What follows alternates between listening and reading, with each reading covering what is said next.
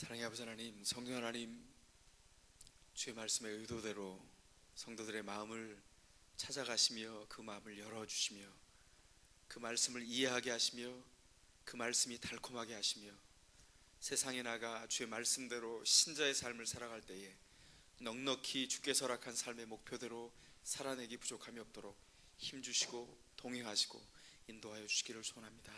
말씀 앞에 선 모든 성도들에게 세상에 있는 염려가 씻어지게 도우시고 주의 말씀의 동행과 그 임재를 경험하도록 주의 기쁨으로 인도하여 주시옵소서. 감사하오며 예수 그리스도의 이름으로 기도하옵나이다. 아멘. 오늘 하늘을 쌓아두라 라고 하는 본문 제목을 가지고 말씀을 나누겠습니다. 이런 본문을 앞에 두면 성도들은 즉시 무장을 하죠. 어떤 무장을 하죠? 목사님이 오늘 또 헌금 설교를 하겠구나, 이렇게 이제 무장을 하면서 얼마나 많이 내가 경험했는데 끝까지 저항하리라 이러면서 이렇게 진치를 구축하고, 그리고 이제 졸기도 하고 딴짓도 하고 눈은 말똥말똥 뜨면서 베테랑들은 그리고 딴 생각으로 막 날아가기도 하는 이런 일이 벌어지는데, 오늘 이 본문을 통해서 다시 한번 환기해 봤으면 좋겠습니다.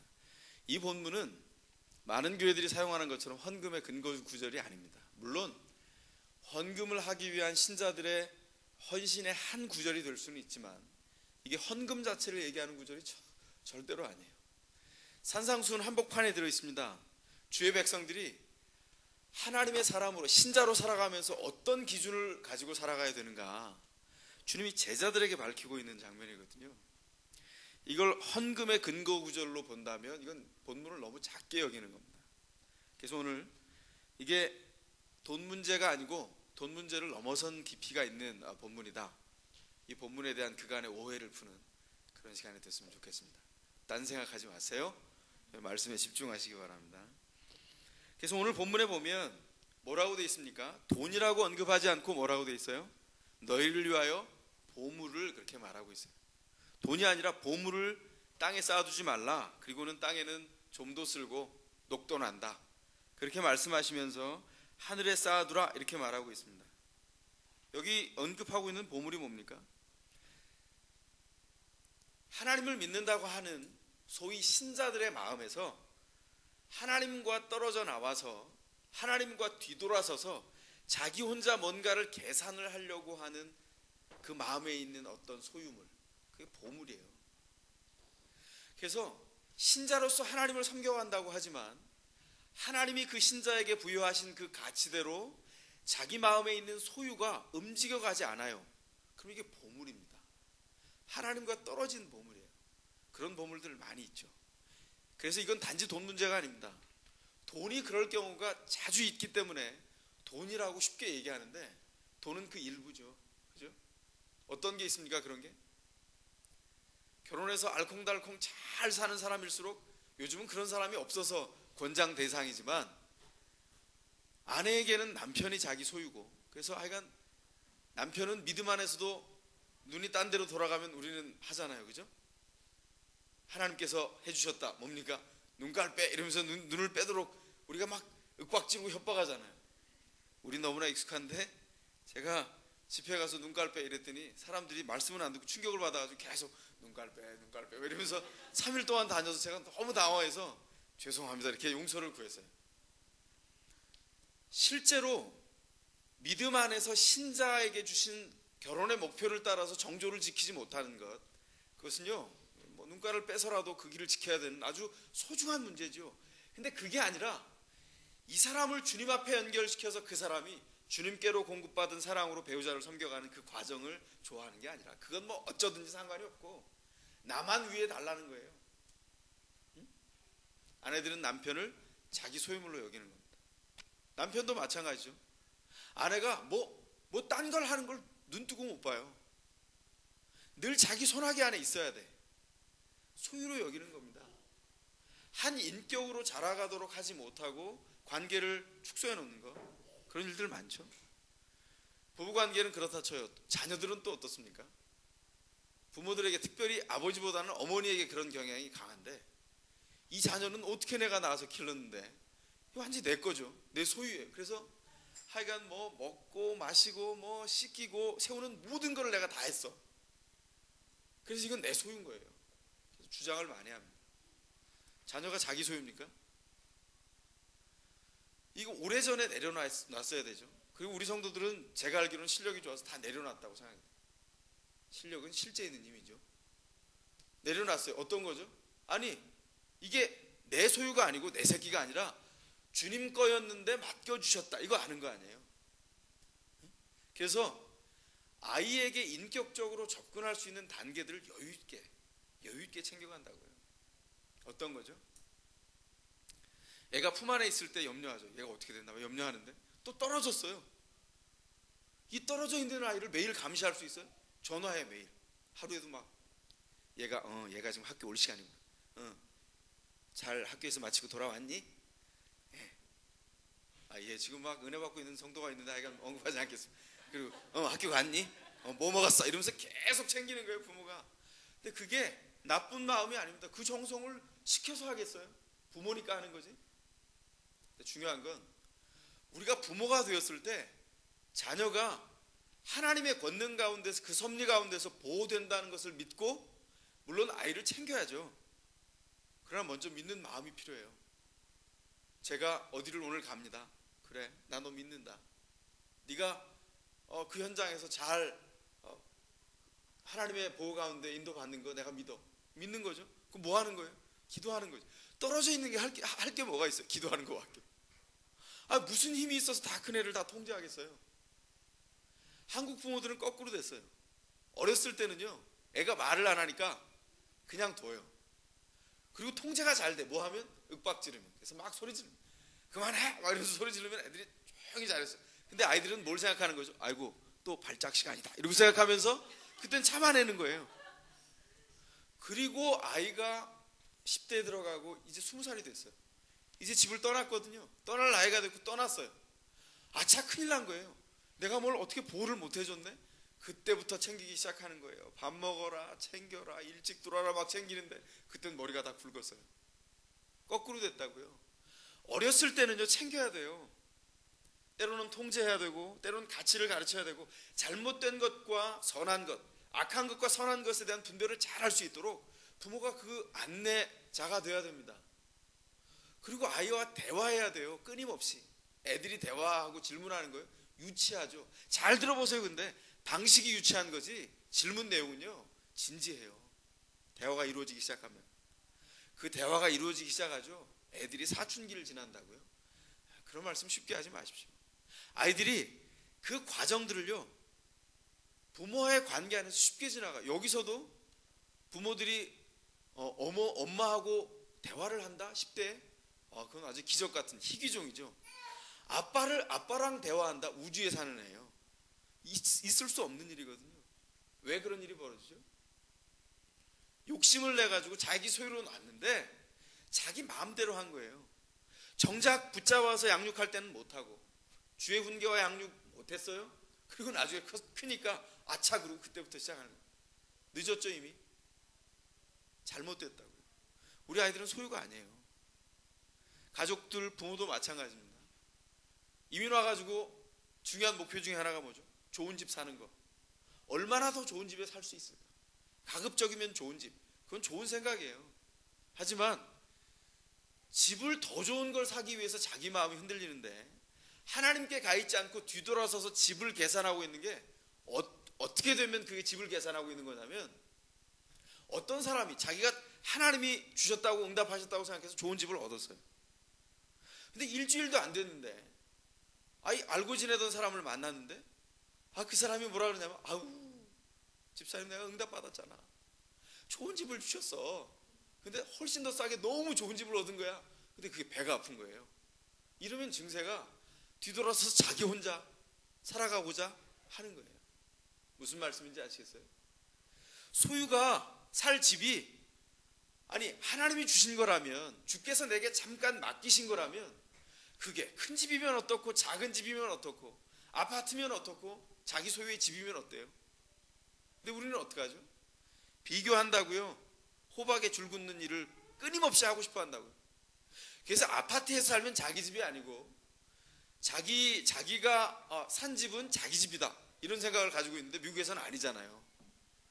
집은 은행 거, 아파트는 아파트 소유주 거잖아. 그러니까 다 우리 집이 아니에요, 어떻게 보면. 그러니까 사람들은 비교하고 하나님과 돌아서서 계산을 하면 아파트에 살면 아파트에 살아서 불만이에요. 아니 이게 뭐예요, 하나님? 저 사람은 저렇게 뭐 배운 것도 뭐 별로 없고 나보다 훨씬 못생겼는데 뭐 저렇게 좋은 집을 주시고 전 이게 뭡니까? 이러면서 불만하다가 감사할 걸 다 잃어버리고 그 시간을 지나요. 천신만고 끝에 노력해서 집을 얻었어요. 하나님이 은혜를 주셨지만 본인은 노력이라고 말하죠. 집을 얻었어요. 근데 자기보다 못났는데 훨씬 더 먼저 집을 사고 잘 나가고 있는 사람들이 보이는 거예요. 아니 나는 집 사느라고 차도 한 번 못 바꿨는데 저 인간은 어떻게 저렇게 빛과 번쩍한 차를 척척 사대고 저렇게 잘 사나. 속에서 막 부글부글 끓기 시작하죠. 그러면 내 마음에 하나님과 떨어져 있는 보물이 나를 주장하기 시작하는 겁니다. 이건 돈보다 훨씬 더 큰 문제라고 하는 사실을 꼭 기억할 필요가 있습니다. 내가 집착하려는 것, 하나님과 떨어져서 이건 제 거예요. 하나님 게 아니고. 하나님이 교회에서는 일하시지만 제 집과 제 마음속에는 권한이 없습니다. 이렇게 말하는 거. 그런 것들 한두 가지씩 다 있지 않아요? 네, 하늘을 우러러 저는 없습니다. 여러분은 제 수준에 아직 도달을 못했으니까 돌아보세요. 한번. 뭐가 있는지. 주님께서 내 삶을 받아가시는데 거기서 맞부딪혀서 해결하지 못하고 뒤돌아서서 자기 꿍꿍이로 계산하고 있는 게 뭔지 한번 생각해 보세요. 근데 문제는요, 신자로 살아간다고 하면 여러분이 적어도 문제는 항상 거기서 생겨요. 하나님께 맡기면 주께서 일하시지만 맡기지 않으면 누가 일해요? 지가 해야지. 무슨 지혜로 그걸 다 감당해요? 무슨 지혜로? 우리가 오늘 이 씨름을 하나님 앞에서 다시 한번 확인하고 감당해야 되겠습니다. 이건 단지 돈 문제가 아니라 우리 마음을 주장하고 나를 하나님과 떨어져서 생각하게 하는 어떤 소유물이에요. 다른 본문을 한번 찾아보겠습니다. 누가복음 16장입니다. 누가복음 16장 1절 이하를 한번 펴보시겠습니까? 거기 어떤 말씀이 나와 있죠? 우리가 흔히 불의한 청지기의 비유 이렇게 알고 있는 말씀을 우리 주님이 하신 거예요. 자, 1절 이하를 눈으로 읽으시면서 제가 이렇게 내용을 정리할 테니까 한번 따라와 보세요. 어떤 부자에게 부자의 그 돈을 관리하고 재산을 관리하는 청지기가 있었다는 거죠. 근데 이 사람이 주인의 소유를 허비했어요. 주인이 그걸 들었습니다. 와서 갈아치울 생각을 하고 이제 오고 있는데 청지기가 그 정보를 입수한 거죠. 그걸 곰곰이 들어가서 생각했다는 겁니다. 어떻게 했습니까? 3절에 청지기가 속으로 이르되 그랬어요. 마음속에서 계산했습니다. 주인이 내 청지기직을 박탈할 텐데 어떻게 할까? 땅을 파자니 힘이 없고 빌어먹자니 부끄럽다. 이게 자기 상황 파악입니다. 이제 내가 직업을 파면당하면 실직이 되면 땅을 파자니 힘이 없고 빌어먹자니 부끄러우니 뭘 할까? 아하, 관계의 네트워크를 만들어야 되겠구나 이렇게 작정을 했어요. 그래서 주인이 오기 전에 자기가 아직 권리를 사용할 수 있는 청지기직을 마음껏 사용하기로 했습니다. 이게 뭐죠? 이걸 권리 남용이라고 하는 거죠. 이게 불법이에요. 그래서 찾아가는 겁니다. 얼마 빚졌어? 그러면 100냥이면 반으로 50%를 삭감해서 삭감해 준 만큼을 내가 그런 거야. 내가 당신에게 페이버를 베풀었으니까 그거 기억해줘 이러고 왔다는 거예요. 그리고 나서 주인이 와서 어떤 일이 벌어졌어요? 파면을 당하고 끝나겠죠. 이 사람 계산은 뭡니까? 파면을 당해도 사람들이 내가 자기네들에게 은혜를 베풀었으니까 나를 영접해서 먹을 것과 뭐 쉴 곳과 집을 제공해 주거나 아니면 직업을 알선하거나 그 네트워크를 통해서 내가 이후에 삶이 펴질 거다 이렇게 생각을 했다는 겁니다. 이게 지금 어떤 내용이에요? 불의한 불법을 행하는 청지기 내용이거든요. 근데 우리 주님이 이 비유를 들면서 뭐라 그랬습니까? 9절에 내가 너희에게 이르노니 불의의 재물을 어떻게 하라고요? 친구를 사기라 그랬어요. 그리고는 천국과 연결을 시켰습니다. 이게 재미있는 것은요, 불의한 청지기가 돈으로 관계를 샀는데 주인이 올 때 영원한 처소로 인도할 거다. 그리고 즉시 이 비유와 주님이 원래 말씀하려고 하는 천국의 백성된 제자들의 삶과를 연결을 시켰어요.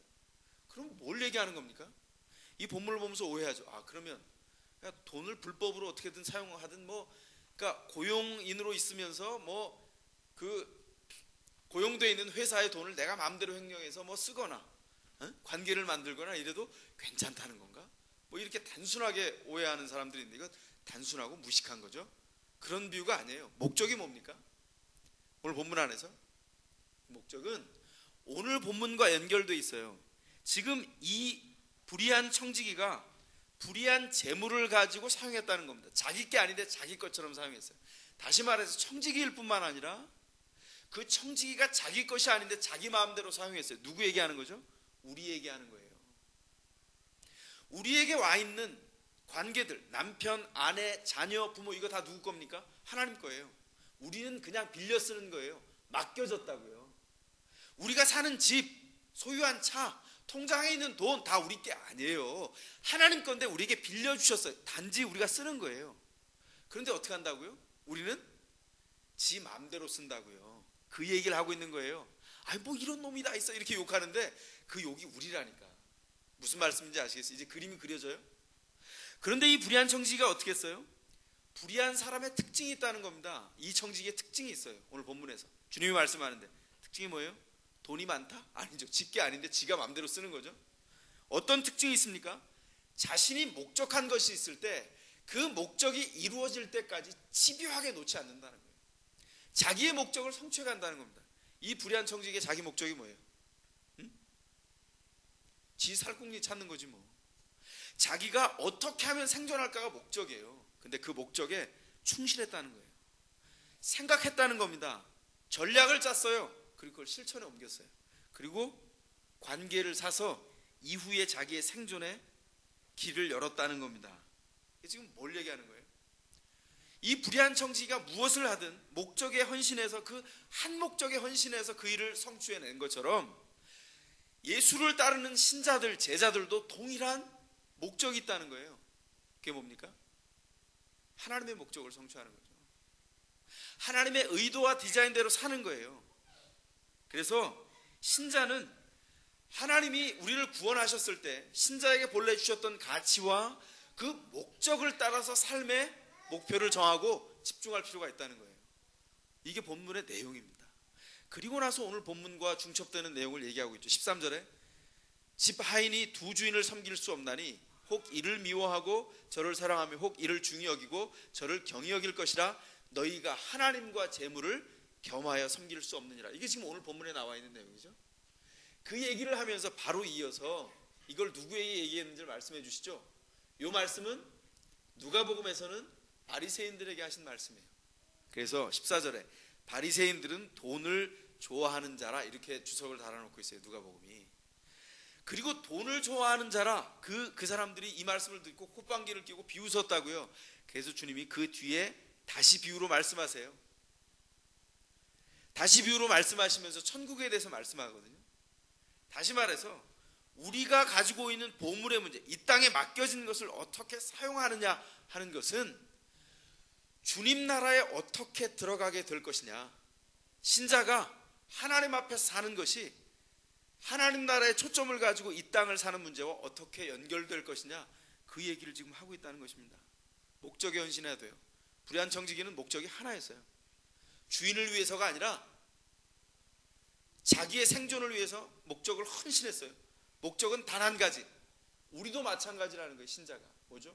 구원받았어요. 갈라디아서 2장 20절에 나와 있는 말씀대로 바울의 시각대로 하면 우리의 삶은 우리 게 아니죠. 누구 거예요? 그리스도 거죠. 우리는 어디 안에 있죠? 그리스도 안에 있어요. 그럼 어떻게 됐습니까? 우리가 보물로 여기는, 그래서 하나님을 제껴놓고 등을 돌아서서 자기 혼자 꿍꿍이로 뭘 계산하려고 하는 내용들은 우리에게 원천적으로 있을 수 없어요. 거기에 누가 들어갑니까? 우리 자녀들도 들어가죠. 자녀는 부모의 소유가 아니에요. 자녀는 하나님께서 잠시 맡긴 인격적인 존재예요. 언젠가 파랑새처럼 떠날 겁니다. 자기 인생을 잘 살아가는 것만 봐도 박수를 쳐주면서 하나님께서 주신 그 기쁨과 보람 가운데 즐거워할 거예요. 그러니까 어떻게 해야 돼요? 키우는 동안에 잘 키워야 돼요. 키우는 동안에 추억을 많이 만들고, 추억은 절대로 박물관에 들어가지 않습니다. 추억은요, 생생하게 살아서 우리의 세포 곳곳을 돌아다니면서 우리를 풍성하게 만들어요. 특별히 자녀들에게. 부모가 함께 놀아주고 대화하고 만들어주었던 추억이 절대로 박물관으로 들어가지 않아요. 사랑했다 했던 것, 기도했던 것, 기도로 그 인생을 세웠던 것, 모범이 돼서 앞길을 갔던 것, 자녀들이 결코 잊어버리지 않습니다. 소유라고요? 소유로 여기면 애가 소유만큼 자라요. 어떡하죠? 눈치 보다가 내가 이 인생의 감옥을 내가 곧 떠나리라 이러고 막 5년 기다리고 4년 기다리고. 그래서 이 지역에서 대학 가는 애들이 어떻게 한다고요? 서부에 있는 대학이 돼도 동부에 있는 대학이나 혹은 멀리 있는 대학이 있으면 글로 간다는 거 아니야? 왜냐하면 부모를 떠나기 위해서. 이런 비극은 없어야죠. 동기가 그렇게 돼서는 곤란하잖아요. 왜 그렇게 된다고요? 소유로 여긴다고요. 자녀는 하나님이 맡기셨어요. 남편과 아내 관계도 마찬가지입니다. 남편과 아내가 서로에게 성실해야 돼요. 그러나 남편 된 자가 아내 된 자가 스스로를 돌아볼 때 배우자는 소유가 아니에요. 어떻게 해야 되죠? 그의 은사와 하나님께서 주신 인격의 존엄을 따라 그가 자라갈 수 있도록 기회를 주셔야 돼요. 기회를 주라고요. 남편들이요. 아내들 남편들에게 기회를 주세요. 너무 닥달하지 말고. 하나님께서 우리에게 주신 거예요. 소유가 아니거든요. 그러면 인격 안에서 그 관계들이 자라 서로를 풍성하게 만드는 걸 봐요. 통장에 돈 있습니까? 그 돈 가지고 뭐 할 거예요? 자녀를 위해서 적립화해서 내가 500만 불을 자녀를 30이 되었을 때 물려주리라 그런 고민하고 있는 사람 나 여직 못 봤어요. 그 뭐 위해서 쓰는 거예요? 계획해야죠. 써야죠. 근데 그게 누구 건가를 기억하라고요? 우리 게 아니에요. 단지 맡겼어요. 그래서 우리가 좀 주님이 우리를 통해서 맡기신 것을 좀 풍성하게 누릴 수 있어요. 그게 뭐가 잘못이겠어요? 그러나 그 통장의 목적이 주의 것이다.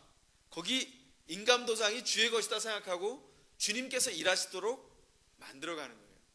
그럼 꼭 이럽니다. 난 통장에 돈이 없는데. 그러면 그런 사람들은 돈이 들어오면 그 통장의 주인을 주님께 돌릴까요? 저는 그런 사람 거의 못 봤어요. 우리 중엔 그러리라고 믿는데 요 밖에서는 거의 못 봤어요. 무슨 얘기죠? 하나님 앞에 먼저 목적을 정하고 그 목적을 정해놓고 우리의 삶의 발걸음을 옮겨가지 않는 한 우리가 가는데 그게 주어진 목적이 생길 거라 이런 생각을 하는 한 절대로 그렇게 못 써요. 여러분, 우리가 가진 모든 것이 주의 것입니다. 그래서 주님께서 뭐라고 명합니까? 바울을 영감 있게 하셔서 교회에 명하는 말씀을 한번 보겠습니다. 디모데전서 6장 17절로 19절에 있는 말씀입니다. 디모데전서 6장 17절로 19절 제가 표준세 번역으로 읽어드리겠습니다. 그대는 이 세상의 부자들에게 명령하여 교만하지도 말고 덧없는 재물에 소망을 두지도 말고 오직 우리에게 모든 것을 풍성히 주셔서 즐기게 하시는 하나님께 소망을 두라고 하십시오. 또 선한 일을 하고 좋은 일을 많이 하고 아낌없이 베풀고 즐겨 나누어 주라고 하십시오. 그렇게 하여 앞날을 위하여 든든한 기초를 스스로 쌓아서 참된 생명을 얻으라고 하십시오. 그랬습니다. 지금 바울이 지금 뭐라고 얘기하고 있죠? 아주 준엄하게 명령해요. 이 세상의 부자들에게 명하여 교만하지 말고 덧없는 재물이 쌓아졌다고 해서 거기에 소망을 두지 말고 우리에게 풍성히 주시는 늘 필요한 것을 채우시는 하나님께 소망을 두라고 권면하라는 겁니다. 교회가 이 권면을 받아야 돼요. 목적이 주님 앞에 있다면 이 권면은 아멘입니다. 그럼 어떻게 됩니까? 선한 일을 하는데 이 일을 아낌없이 쓰게 될 거예요. 지금 한국에 제가 사랑하는 형제들이 자매들이 붙잡혀서 여러분들이 뉴스에서 봤던 그 20여 명의 주의 사람들이 붙잡혀 있습니다. 전 놀란 건 대한민국에 사는 일반적인 세상에 사는 사람들의 시각이에요. 비난이 넘쳐나는데 그 비난이 객관적인 잣대도 아니고 이성적인 잣대도 아닌데 결론은 있습니다. 뭐죠? 밉다는 거예요. 교회가 하는 일은 딱 꼴 보기 싫다는 겁니다. 왜 그런 일이 벌어졌을까요? 우리가요 70년대만 해도 이런 비난 받지 않았습니다. 교회에 소망이 있다고 생각했어요. 45년에 해방이 될 때는요 백범 김구 선생 진남포 교회 청년회 총무했던 나이롱 신자예요. 자기가 밑에 두고 독립군 운동을 시켰던 사람을 전덕기 목사라고 하는, 그땐 전도사였는데 전덕기 전도사가 파송을 했는데 해방돼서 와봤더니 전덕기 목사님이 돌아가셨어요. 전덕기 목사님의 추도식에 와서 그 추도식에서 이렇게 얘기했습니다. 이 민족 이 나라를 위해서 경찰서 한 곳이 더 생기는 것보다 교회 한 곳이 더 세워지는 것이 이 나라를 위해서 소망이 있다. 예? 무슨 말씀인지 아시겠어요? 우리가 그런 소리를 들었다고요. 근데 오늘날 이렇게 비난을 받고 딱 꼴 보기 싫다는 소리를 듣는 이유가 뭐라고요? 희생하지 않았어요. 성도와 신자들이, 교회가 그냥 자기들 먹고 살고 자기들 안에서 뭔가 즐거워하는 일들, 그게 뭐 우리끼리는 소위 은혜라고도 말하고 구원이라고도 말하고 기쁨이라고 말하는데 그냥 우리끼리 즐기는 일에, 우리 언어가 막 발달되어서 우리끼리 즐기는 일에 아멘 아멘 했다고요. 그런 동안 뭐 못했죠? 밖에 있는 사람들을 영접하고 섬기는 일을 등한시하거나 못했어요. 때로는 지혜롭지도 못했습니다. 다 그런 건 아니지만 대다수의 교회들이 비난받아 마땅할 일에 연루가 되거나 연관이 됐어요. 그래서 이런 일을 당하고 있는 겁니다. 그러니까 교회가 뭘 못 가리키는 거죠? 이 세상의 부자들을 명해서 부유한 것에 목적을 두면 이제 더 이상 교회가 아니다, 하나님을 믿는 것에서 떠나가고 있는 증거다 라고 하는 것을 가르치지 못했어요. 왜 그랬습니까? 목사들도 많이 연루가 있기 때문입니다. 교회가 갱신될 필요가 있죠. 우리의 든든한 기초는, 생명의 기초는 그리스도입니다. 그리스도 외에 다른 기초를 두었다면 우리는 거기서 어떤 생명도 길어 올릴 수 없어요. 신자를 만나는데 그 만나는 사람 앞에서 배려나 고급한 인격이나 인내나 사랑이나 섬김을 발견할 수 있겠어요? 자기 배를 채우기에 급급한데. 그래서 성경은 우리에게 분명한 목표를 가진 자가 신자다, 그렇게 말씀하고 있다는 것입니다. 부자가 왜 죄가 됩니까? 부자가 마치 죄인인 것처럼 성경이 취급한다, 이런 오해들 때문에 더 성경에 나와 있는 내용을 읽지도 않고 그렇게 얘기하는데, 성경 어디에도 죄의 형태를 얘기하고 있지 않습니까? 부자라고 하는 형태가 죄다, 그렇게 말하고 있지 않아요. 다시 말해서 부자는 죄인이다, 이런 등식은 성경적이지 않습니다. 그러나 어떤 거죠? 부자라고 하는 형태가 죄가 아니라 부자가 되려는 경향 자체가 죄라는 거예요. 하나님 앞에서 보물을 헌신하여 두는, 하나님 앞에 신자의 목적이 분명한 삶을 살아가지 않고 거기서 떨어져 나와서 등을 돌리고 자기가 뭔가를 계산하고 머리를 돌려서 하나님과 관계없이 자기가 뭘 가지려고 해요. 그래서 부자가 되려는 경향을 가졌어요. 이게 죄라고요. 성경은 죄를 형태로 말하지 않아요. 경향이라고 말합니다. 그래서 우리가 뭐라고 생각하죠? 부자는 죄인이다, 이렇게 막 막연하게 생각해서 부자의 형태를 가진 사람이 죄라고 생각해요. 그래서 죄인인 부자는 배는 걸어다닐 때마다 쩔럭쩔럭 소리가 나게 배에 돈이 가득 차 있고, 눈은 금동전으로 딱 박혀 있고, 사방을 눈을 돌려도 돈소리가 짤깍짤깍 나는 그런 사람이다, 이렇게 생각하는데 전혀 그렇지 않죠. 어떤 거죠? 자기 인생의 욕망을 돈에 뒀어요. 아직 가난한데도 부자가 되려는 경향이 있는 사람은 부자예요. 마음에 돈독이 오른 부자라고요. 신자들은 그렇게 살지 않는다는 것입니다. 이게 보물에 대한 성경적인 관점이에요. 성경은 그래서 신자들을 명해서 뭘 가지길 원하냐면, 보물을 자기 소유로 여겨서 그것을 자랑하는 근거로 삼지 아니하고, 그 보물이 하나님께 맡겨져서 내게 주어진 것이 얼마나 풍성해도 그게 주님을 위해서 쓰여질 것으로 여기는 자들을 원하는 거예요. 그 사람은 부자가 아니죠. 그 사람은 마태가 얘기하는 가난한 자입니다. 심령이 가난한 자예요. 그가 부유함이 많이 있어도 하나님 앞에서 이게 주의 것입니다. 결국 끝나면 우리는 아무것도 없을 건데, 자녀들에 대한 염려요? 걔네들은 하나님이 은혜 부으셔서 하나님의 은혜 안에서 또 새로 살아갈 거죠. 우리 몫을 하나님 앞에 드립니다. 신자예요, 이게. 우리가 얼마나 많이 준비한다고 해서 자녀들이 그렇게 살 수 있겠습니까? 절대 못하죠. 자녀를 어디에 맡기는 거죠? 하나님의 은혜의 편에 맡기는 거예요. 이게 믿는 신자들이 내가 보물처럼 여기는 자녀를 주님 앞에 맡기는 방법이에요. 우리 자녀 등기 이전했습니다. 주님이 부모님입니다. 그랬더니 우리 집에서는 어떤 부정적인 현상이 있다? 어려운 일이 생기면 아빠는 제 아빠가 아니잖아요. 진짜 아빠는 하늘에 있잖아요. 이런다는 거죠. 이런 일들이 모든 곳에서 있기를 원합니다. 약간 빈정상하긴 해요. 그러면서 이제 믿음으로 다시 회복하죠. 아, 하나님이 아버지시지 이러면서 회복은 하는데 기쁨이죠. 아이들의 관점도 그리스도 앞에서 주님이 우리의 삶의 주인입니다. 요동치 않고 흔들리지 않도록 주님 앞에 주어져 있다는 거예요. 경건도 마찬가지입니다. 신자들이 보물을 주님 앞에 두지 않고 자기가 뭔가를 가질 수 있다고 생각해서 뭔가 주어졌잖아요. 완전 팔뚝 굵기 자랑하고 호박 줄긋기 하는 거죠. 뭐 하는 거예요? 있는 만큼 자랑하려고 해요. 그래서 교회마다 그 꼴불견인 신자들로, 신자 아닌 신자들로 넘쳐납니다. 자기를 자랑하려고 해요. 주님이 드러나지 않습니다. 우리 다 알죠. 그런 사람 있으면 겉에서는 이렇게 박수 쳐줘도 아이고 빨리 도망가자 이러잖아요. 어떻게 해야 된다고요? 주님께서 주인 되도록 바꿔놔야 된다고. 경건도 마찬가지입니다. 경건도 형태가 아니라 경향이에요. 우리는 흔히 교회 안에서 경건이 형태가 있다고 생각해요. 경건한 사람은 어떤 사람이죠?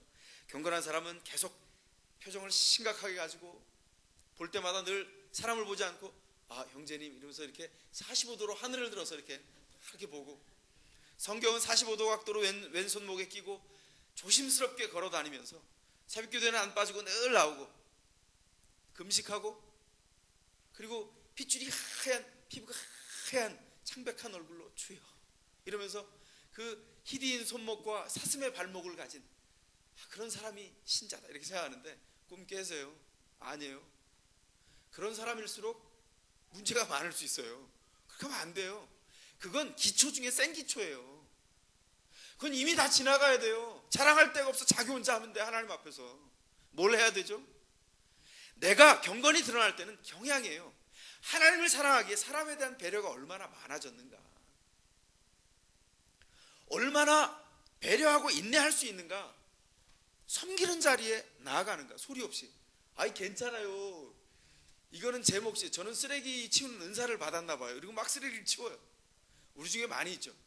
전 은사가 이렇게 그냥 베큐um 하는 게 제 은사인가 봐요 이러면서 구석구석 저는 잘도 찾아요 이러면서 막 이렇게 하는 사람이 있잖아요. 우리 중에 섬기고 남들 앞에서 무릎을 꿇고 발을 씻겨주는 일을 스스럼 없이 할 수 있는 사람, 그게 경건이에요.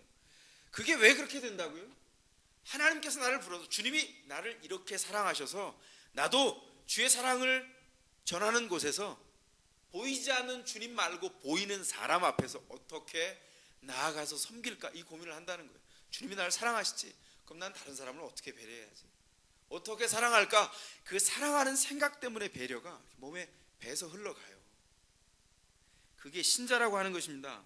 주님이 뭐라고 얘기합니까? 그래서 이 경건한 자들은요, 주변을 배려해야 하기 때문에 이 사람이 얼마나 이 배가 고플까 이러면서 길을 지나가다가 풀빵을 사가지고 그 풀빵을 대접하는 이런 은혜가 이 가슴 안에 채워진 사람이에요.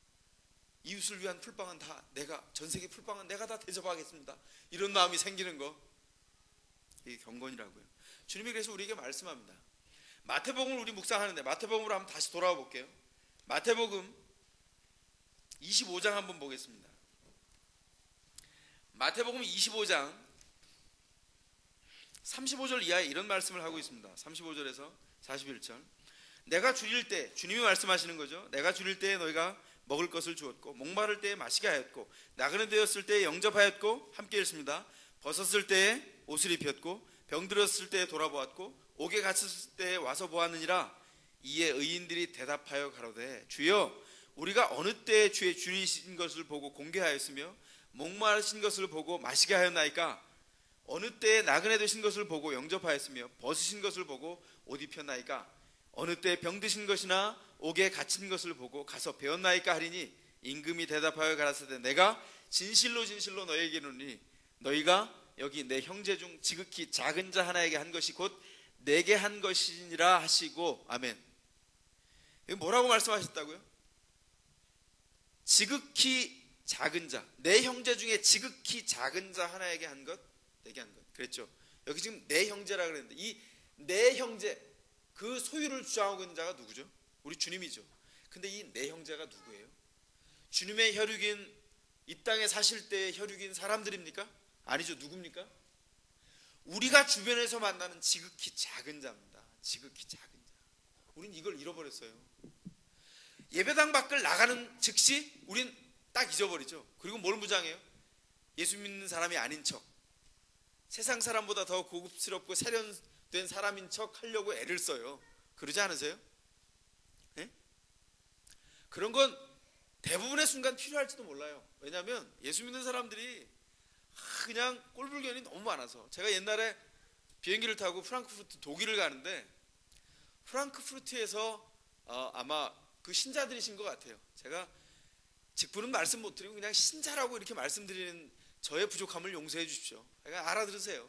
신자 두 분이 타셨는데 할렐루야 아멘 막 이러면서 목소리가 거르세요.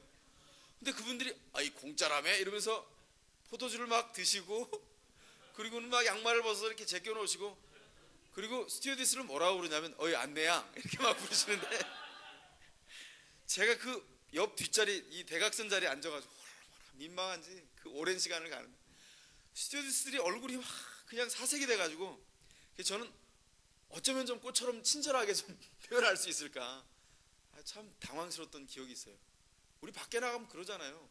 그건 아주 나쁜 일이죠. 신자인 거를 밝히면서도 왜 그렇게 예의가 없어요. 식당 가서도 그러죠. 기도합시다 이렇게 큰 소리로 기도하고 그리고 나머지 시간에는 그냥 막 서로 얼굴 침뱉는 얘기하고 헐뜯는 얘기, 세상 얘기, 뭐가 큰 걸 샀다더라, 로또가 맞았다더라 이런 얘기.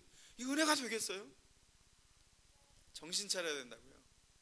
지혜로울 필요가 있는데 세상에 나가서 믿음의 사람으로 내가 누구인지를 드러내야 될 때가 언제죠? 그렇게 어려운 이웃들이 보일 때입니다. 그때는 어떻게 해야 된다고요? 신자가 할 수밖에 없어요. 신자 외에는 할 수 있는 실력을 가진 자가 없어요. 누가 해야 됩니까? 우리에게 명하신 일이라는 얘기입니다. 이웃에게 풀빵 사주는 거 우리 일이에요. 이웃에게 냉수 떠주는 거 우리 일이라고요. 지극히 작은 형제 하나에게 하는 것. 왜냐하면 세상은 이 지극히 작은 자 하나를 볼 능력이 없다는 거예요. 언제나 보죠? 선거 때나 보죠. 선거 때나. 선거 때나 표 얻으려고 돌아와서 보고 그때 작은 자가 보이는 것처럼 행세하죠. 세상은 절대 평소에 그거 보지 못합니다. 세상은요 큰 자들을 우대하고 큰 자들에게 아부를 해요. 그게 세상이에요. 그래서 어떻게 합니까? 작은 자는 신자만 볼 수 있어요. 그래서 우리의 기도 제목인데 샘물교회가 지금 선교를 떠나서 배영규 목사와 20명의 사람들이 볼모로 잡혔습니다. 억류가 됐어요. 24시간 연장하고 또 24시간 연장했다는 소리를 듣고 나왔어요. 아침에 언론에서는 아주 그냥 일괄적으로 이렇게 얘기해요. 그 어떤 우매한 어떤 교회의 어떤 신자들이 위험한 지역에 들어가서 어리석은 실수를 범했다. 이게 그냥 기본 논조거든요. 그리고 기자들이 교회 주치면서 그걸 다 캐려고 하는데 왜냐면 이전 교회들이 다 엉망이니까 캐야 나와야지. 이 교회가 선명한 교회니까. 전 그래서 오히려 기회가 될 거라고 생각해요. 교회가 과연 이런 교회도 있구나. 교회가 이런 모습으로 섬기는 교회도 있구나. 이걸 보여줄 수 있었으면 좋겠어요. 제가 아까 말씀드렸지만 제가 기도하면서 배영규 목사와 지냈던 배영규 형제 시절부터 전도사 시절, 목사 시절까지 그 수많은 시간들을 이렇게 눈만 감으면 쫙 지나가도록 다시 한번 생각해 봤어요. 형제보다 더 형제 같아요. 눈 감으면 생각나고 중간중간에 기억 끊이지 않고 계속 메일로 전화로 잊지 않고 소식 전해주고 기도 제목 나누는 너무나 좋은 형제인데 주님께서 그렇게 가셨어요. 저는 사실은 어려운 일이 생기면 바다까지 가는 경향이 있어요. 생각의 경향에. 위기에 닥친 사람들이 이런 생각을 많이 하는데 배영규 형제가 주님의 부르심을 먼저 받는다면 이런 생각을 하는 거예요. 속이 완전히 막 다 뒤집어지죠. 죽겠어요 아주. 주님이 사랑하신다 이런 생각을 해요. 또는 어떤 생각을 하냐면 사람들이 비난하는데 정말 비난받을 사람들인가? 누구보다 이웃을 생각하고 복음에 대해서 열정 있고 세상에 나가면 배려할 줄 알고 다른 사람의 발을 씻기는 사람인데 세상 그걸 모르죠. 여태껏 레코드가 있기 때문에. 우리가 해야 할 일이 뭐죠? 그리스도인들이 이 일들을 뒤집어서 생명 있는 일들을 공급할 수 있는 장소라는 것을 알려주는 일입니다.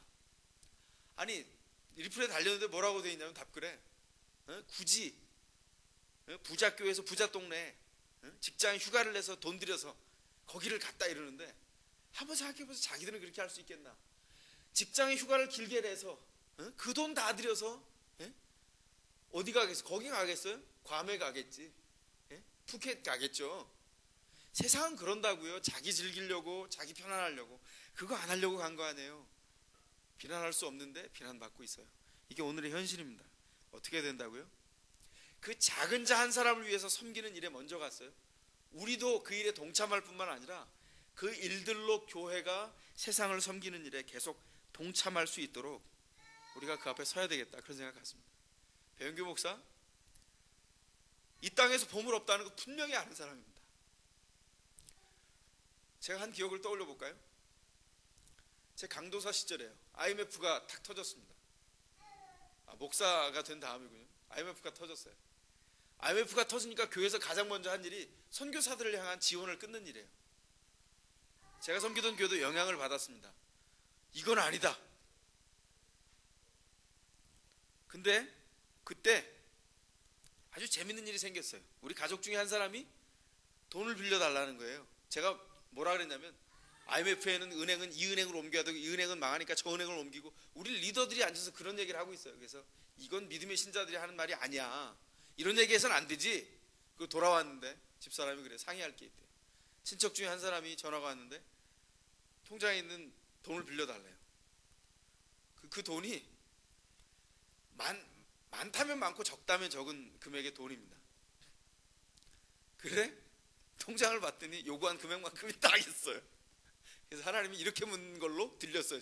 그 순간, 그래, 넌 그렇게 믿음은 그런 게 아니라 그러는데 너는 이렇게 말씀하시는 걸로 들려서 집사람하고 얘기하고 빌려드리자. 단지 조건 없이. 이건 돌려받는 게 아니야. 그리고 빌려드렸어요. 그 얘기를 그 다음 주일날 예배 때 간증으로 나눴어요. 형제들하고. 그러면서 이제 조모임을 해놓고 저는 이제 밑에 사무실에 잠깐 내려왔는데, 사무실에 간사 형제가 우리 청년회 소속이었거든요. 그 형제가 목사님께 드릴 게 있어요. 그러면서 뭘 줘요. 그렇게 보니까 현금이 30만 원이 들어있는 거예요. 그래서 이거 뭐야? 그랬더니 누가 줬대요. 그래서 누가 줬는지는 알 수가 없대요. 이 친구가 거짓말을 한 거예요. 거짓말을 할 수 있는 친구가 아닌데 그 목사님이 단단히 이렇게 얘기를 해놔가지고 거짓말을 했어요. 누가 줬는지 모른대요. 그래서 내가 막 야단쳤어요. 아니, 이런 걸 받으면 누가 줬는지 어떤 목적에 쓸 건지 이걸 명확하게 받아야지. 이걸 이렇게 톡 받아오면 이거 어떡하라는 거냐. 그러고는 야단을 쳐놓고 제 방에 들어와서 사무실에 그 서랍에 던져놓고요, 2주가 지났어요. 그러고 나서 이걸 어떻게 쓸까 방법이 없어요. 그러다가 제가 그 배형규 그때 전도사예요. 전도사를 불렀어요. 배전사, 내가 할 얘기가 있는데. 그리고 제 방이 좁았는데 하여간 저는 앉고 배전사가 앉았어요. 이거 말이지. 그렇게 꺼내가지고 배전사를 줬어요. 감전되는 듯이 이렇게 앉았다가 이러면서 탁 일어나요. 그래서 벽에 이렇게 탁 문에 붙었어요. 막 우는 거예요. 그래서 뭐라 그러냐면 내가 이럴 줄 알았어요. 내 목사님 이럴 줄 알았어요. 그래서 아니 뭔데? 그랬더니 이거 제가 드린 거예요. 그러더라고요. 현장에서 이 땅에 있는 보물이 아무것도 아니라는 것을 아는 사람이에요. 저는 그걸 확실하게 믿습니다. 주님께서 이 다른 사람들은 제가 알 수 없지만 이 배영규 목사를 통해서 이 관점이 바뀌어 있는, 성경의 관점인 보물을 보는 이 관점 때문에 하나님께서 살리시든 죽이시든 일하실 거라고 생각해요. 저는 살리시라고 믿습니다. 그렇게 기도하고 그 평안 가운데서 하나님 앞에 호소합니다. 배 목사뿐만 아니라 이 관점으로 가는 우리 모두가 알고 있는 게 뭐죠? 이렇게 하나님께서 삶의 보물을 보는 자, 이렇게 보는 자에게 동일하게 있는 의식이 있어요. 그게 뭐죠? 이 땅에 우리가 나그네라는 사실을 아는 거예요. 이 땅에서 우리 나그네입니다. 이 땅에서 세상 사람들은 자기 손으로 번 것을 자기 소유로 알지만 나그네는요, 하나님 앞에 순례하기 때문에 이거 맡겨진 줄 알아요. 이 땅에 지나가는 동안 다 쓰고 지나가는 겁니다. 다 하나님의 목적을 위해서 사용하고 지나가는 거예요. 그게 우리의 삶의 모습입니다. 그렇다면 이렇게 질문하게 되죠. 재물도 내게 아니고 심지어는 은사도 내게 아니고 내가 알고 있다라고 생각하는 알량한 지식도 내게 아니에요. 사람을 섬기기 위해서 내게 단지 빌려주신 거예요. 그러면 질문하게 됩니다. 오늘 내가 하나님 나라 그 본향을 위해서 내가 지금 나그네로 이동하고 있는 그 텐트를 얼마나 하나님 나라에 가깝게 더 옮겨치고 있는가 질문해야 된다는 것입니다. 여러분, 나그네가 된다는 거 여행자가 좋은 일입니다. 저희 지금 우리 가족들이 지금 요 앞에 와서 앉아 있는데요. 저희 동서 처제 가족들이 와서 앉아 있는데 여행자죠. 너무 즐겁습니다. 여행이 즐거운 이유는 우리 집에 머물고 있는데 우리가 잘 섬겨주죠, 물론. 그러나 그것 때문에 즐거운 것이 아니라, 아니 불편하겠죠. 왜냐하면 아무리 그래도 남의 집이니까 불편할 거예요. 근데 즐거워요. 왜 즐겁죠? 이유가 뭐죠? 나그네들에게는 목적이 있어요. 돌아갈 곳이 있다고요.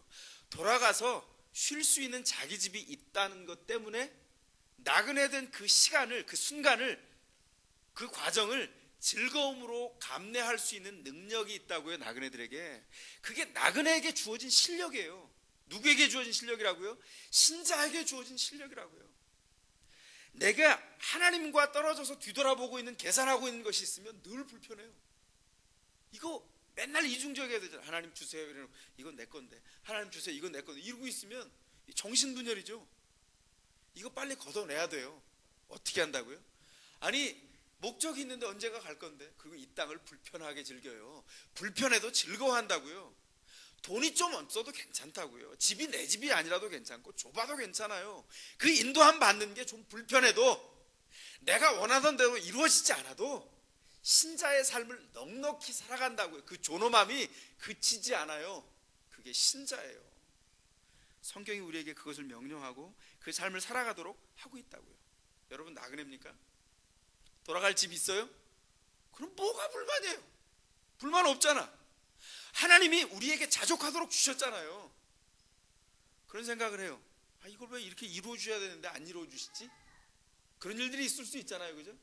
염려가 될 만하다가 이렇게 돌아보면, 아이 까짓 거, 그런 생각이 들지 않으세요? 아이 까짓 거, 주님이 다 소유하셨는데 인도함 받을 텐데, 뭐 어떤 거나 최선인데 만족하게 보실 텐데 뭐가 불만해요? 감사죠. 신자는 그래서 감사로 시작해요. 그리고 감사로 시작하는 사람은 불평거리가 기도 제목으로 바뀌어요. 그리고 명랑합니다. 다른 사람이 보기에 아무 생각 없는 것처럼 칠렐레 팔렐레 즐겨요. 그러나 애초부터 생각이 없이 칠렐레 팔렐레와 이건 수준이 다른 거죠. 이게 무슨 말인지 알겠어요? 우리가 하나님의 부름 가운데 있다고요. 우리 지금 가정교회로 섬기려고 하는데 그 이름 중에 뭐 이제 나왔으니까 칸다하르, 그 지역 섬기려고 그러죠. 지금 배 목사와 그 일행이 거기 가다가, 언론에는 거기 갔다가 오다가 그런 일을 당했다 그러는데, 첫날 제가 이것 때문에 어려워하고 있는데 이메일이 당장 왔어요. 이메일 읽어드릴게요. 걱정하실 것 같아 소식을 전합니다. 제 가족들과 칸다하르 사역자들은 안전하게 잘 있습니다. 다만 어제 오기로 했던 팀들이 연락이 끊겨 걱정입니다. 팀들과 저녁 때 먹으려고 정성껏 준비했던 육개장이 팀원들을 기다리고 있는데 속히 건강한 모습으로 만나길 소원합니다. 저희들을 보기 위해 먼 길을 기쁜 마음으로 달려왔을 동료들과 그 가족들을 생각하니 마음이 무너져 내리는 것 같습니다. 아버지께서 악한 세력들의 계획을 파괴해 주시고 팀원들의 안전을 지켜주시기를 기억디귿합니다. 알아들으세요? 그리고 나서 그 다음 고백이 제 마음을 이렇게 만졌어요. 아버지께서 주시는 참 평안이 저희 안에 흐르고 있음을 고백합니다. 이 집이요, 남편하고 부인이 되게 예뻐요. 되게 예뻐요. 보면 얼굴에 평안이 넘쳐요. 애가 올망졸망 두 아이인데 조그맣니다. 그 위험한 지역에서 병원에서 근무를 하고 있어요. 근데 평안하대요. 칸다하르를 소개할 때 뭐라 그런다고요? 지금 뉴스를 보니까 카불만 안전이 확보됐고 정부를 통해서, 칸다하르는 불법지대예요. 완전 무법지대거든요. 근데 뭐라 그러죠? 기도 편지 보낼 때마다 소망의 땅 칸다하르에서 그렇게 보내요.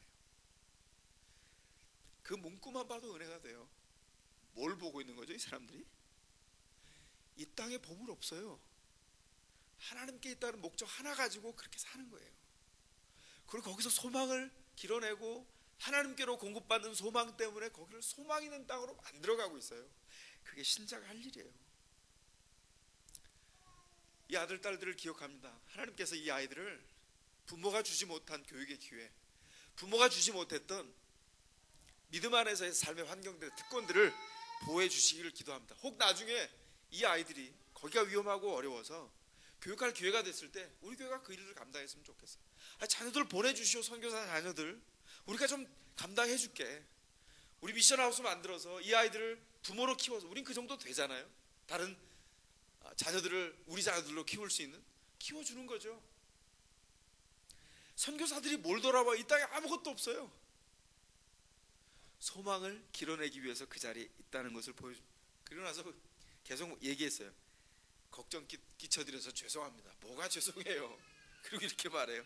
계속 기억 디귿 해주십시오. 기억 디귿 뭔지 아시겠죠? 우리 기억 디귿 합시다. 감사하는 사람은요, 염려를 기억 디귿으로 바꿔요. 이게 우리의 모습입니다.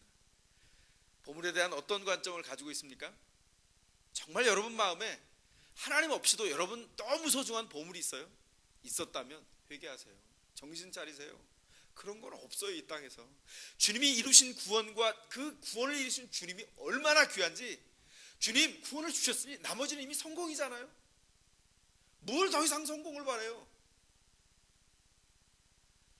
발도 굵기 재는 거예요. 그게 호박에 수박 끊는 일이에요. 뭘 하자는 거죠? 오늘날 계속 교회가 세상의 지탄을 받는 이유는 호박에 줄 긋는 일을 계속 하고자 했던 거예요. 중불나게. 목회자는 자기 나름대로 이름 내려고 하고, 성도들도 그 안에서 똑같이 그 일을 포기해야 된다고요. 뭐 해야 된다고요? 주님 겁니다. 그러면 기쁨이 생겨요. 왜냐하면 다 포기해. 내게 없는데 뭐. 주님 오늘 주실 거죠. 그럼 주면 맞는 거고요. 기쁘잖아요. 날마다 새롭잖아. 근데 맨날 다 있다고 생각해봐. 아유, 아침에 식기도를 하는데 이 뭐야 이거 다 코스코에서 와서 좀 바꿔봐. 더 좋은 대로. 하나님 공급한 게 아니죠. 뭐 없어요 그러면 통장에서 꺼내. 기도가 되겠어요? 감사가 있겠어요? 다 자기 건데. 주님 앞에서 바꿉시다. 관점이 바뀌면 인생이 바뀝니다. 오늘 본문으로 돌아와서 마지막 장면을 읽고 말씀을 마치겠습니다.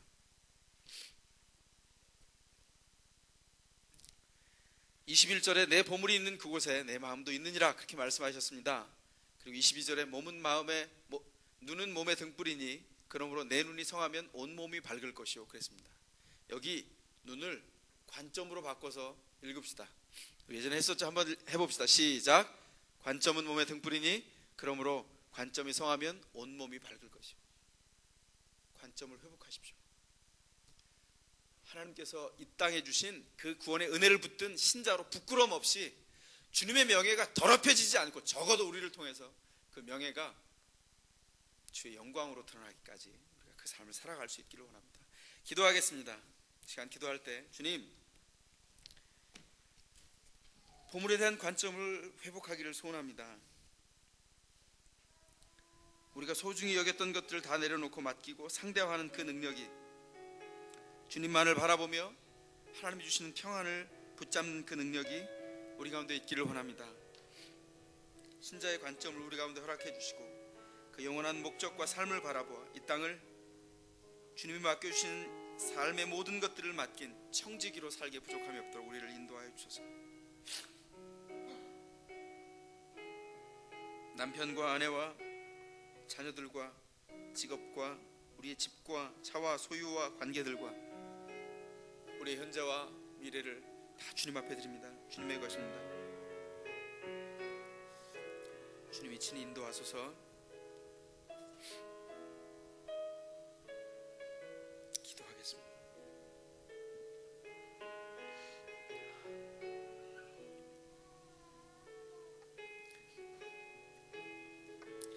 오늘 이 시간은 기도할 때 한 가지 더 위해서 기도하겠습니다. 우리가 기도 제목으로 나눈 우리 칸다하리에 영류되어 있는 주의 형제들과 자매들을 주께서 인도하셔서 신속하게 그들을 탈출시켜 주실 뿐만 아니라 해방시켜 주실 뿐만 아니라 이 일이 오히려 역전되어서 교회의 복음을, 주님의 놀라운 복음을 세상 가운데 정확하게 알려줄 수 있는 기회가 될 수 있도록 해달라고, 아시는 분들은 얼굴을 떠올리면서 그 이름을 기억하시면서 이 시간 주님 앞에 기도하겠습니다. 기도하십시다. 하나님 인도하여 주셔서 세상의 것들과 보물들을 상대와 여기며 하나님 주님 앞에서 믿음을 아버지 하나님 주님께서 허락하신 그 놀라운 사명들을 감당하기 위하여 저고자 했던 아버지 형제자매들을 기억하여 주시고 그들의 생명을 구조하여 주시기를 소원합니다. 탈출시켜 주시기를 소원합니다. 해방시켜 주시기를 소원합니다. 믿음을 잃지 않기를 원합니다. 건강 상하지 않기를 소원합니다. 아버지 중심이 주님 앞에 늘 있기를 원합니다. 주님의 인도해 주시고 주님의 함께해 주시고 주님의 은혜와 그 능력을 통하여 그들을 주 앞에 두시기를 소원합니다. 주여 인도해 주시옵소서. 아버지 길을 열어 주시옵소서. 사막의 길을 여시며 사막을 아버지 주의 생명의 길로 바꾸시는 주님께서 영광 가운데 역사를 주의 놀라운 가운데 길을 여시는 뿐만 아니라 이 땅 가운데 보여주시기를 간절히 소원합니다. 교회와 주의 복음이 정말 오해 없도록 전파되는 놀라운 기회가 되기까지 주여 온전히 부르시는 아버지여 되기를 소원합니다. 주님의 축복하시고 주님의 바꿔주시고 주님의 온전케 하여 주시옵소서. 하나님의 은혜를 붙들게 도우시고 주의 은혜 가운데 세워지도록 주님이여 일하여 주시며 그 가운데 주의 역사를 나타내 보여주시기를 소원합니다. 역사 아버지 하나님 주님 도우시옵소서. 아버지 하나님 그 사람들 가운데 주시고 아버지 담당한 모든 자들을 움직여 주시고 아버지 목자들을 주의 품 안에 주시사 아버지 하나님 지혜롭게 아버지 주옵소서. 주님의 인도해 주옵소서. 미국을 움직여 주옵소서. 아버지 주께서 아버지 신이 아버지 인도해 주시기 소원합니다. 이를 위해서 함께 기도하고 안타까워하는 가족들 그 마음이 쓴뿌리가 나는 것이 아니라 오히려 성경적인 관점을 회복하고 보물과 같이 여겼던 그 자녀들 주의 것인 것 기억하고 믿음이 더 깊어지는 기회가 될 수 있도록 기도해달라고 바꿔달라고 한 번 더 기도하겠습니다. 주여 인도해 주시옵소서. 온전케 하여 주시옵소서. 시간 한 번 더 주님 앞에 기도합니다. 아버지 주여 그 가족들에게도 함께 해주시옵소서. 아버지 하나님 주여 보물교회와 하나님 아버지 주의 것을 기억하고 아버지 하나님 이 관점을 놓치지 않냐고 주님 앞에서 볼 수 있도록 도우시길 기도합니다. 주님이여 하나님의 순적한 인도와 하나님의 역사를 바라보며 주님 앞에 의지하게 되시고 염려가 내려놓았습니다. 우리 아버지 관점이 설득이 되어서 감사함으로 바뀌고 아버지 염려거리들이 기도 제목으로 바뀌는 놀라운 역사가 그 안에 있도록 주님 부르시며 인도하시며 견인하여 주시옵소서. 하나님의 은혜를 붙들게 도우시옵소서. 능력 가운데 서울수록 역사하여 주시옵소서.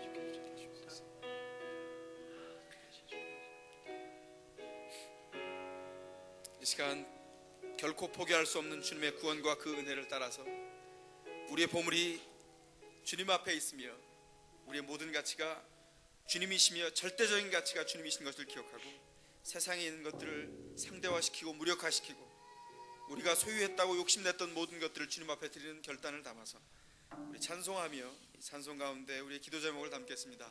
그 자리에 조용히 일어나셔서 찬송가 주님 앞에 드리겠습니다. 옳은 길 따르라 의의 길 주님의 길을 결단하며 옳은 길 따르라 의의 길을 세계 만민이 의의 길 이 길 따라서 살 길을 온 세계에 전하세 만 백성이 나갈 길 어두운 밤 지나서 동튼다 환한 빛 보아라 저 빛 주 예수의 나라 이 땅에 곧 오겠네 오겠네 주 예수 따르라 승리의 주